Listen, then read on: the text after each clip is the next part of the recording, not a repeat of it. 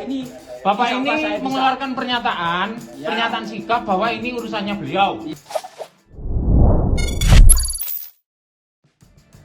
Detik-detik penghuni pondok pesantren di kaki Gunung Semeru tolak dievakuasi. Kondisi diselimuti abu vulkanik.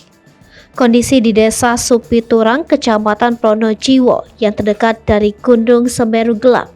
Selain karena hujan deras, efek dari abu vulkanik dari Gunung Semeru juga dirasakan warga. Hingga kini, selain abu vulkanik yang keluar, luncuran lahar dingin dari sungai-sungai yang berhulu di Gunung Semeru juga telah tiba di Curah Kobokan, Desa Supiturang. Seluruh warga di Desa Supiturang yang berada di dusun-dusun terdekat dari Gunung Semeru semuanya sudah dievakuasi.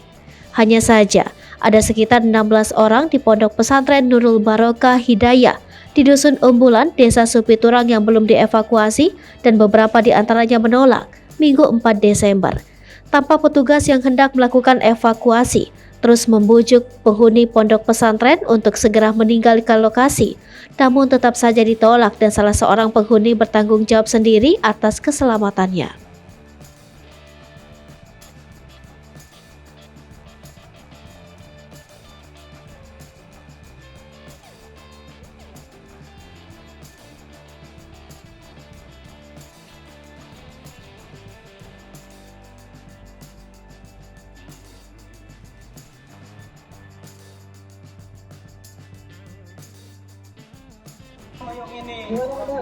Santri ini barang direkam. Ya. Direkam sikap. Yo. Dari Polsek Ya. sudah mengeluarkan himbauan. Ya, saya berterima kasih kok. Tapi kalau masalah ini, Bapak insya ini Allah saya bisa. mengeluarkan pernyataan sikap bahwa ini urusannya beliau. Ya. Masalah keselamatan santri-santrinya itu urusannya beliau. Ya. Gitu. Kita sudah melakukan hal semaksimal mungkin. Begitu, Ya, Ge. ya, Berapa Ge. orang Bapak sini? Ada 15 orang. Ya. Nggih, Pun, berarti bantu turun nggih. Ya. Nggih. Nggih. Ya. Berarti tidak ada tuntutan apapun nggih. Tidak ada. Nggih, nggih, Pun.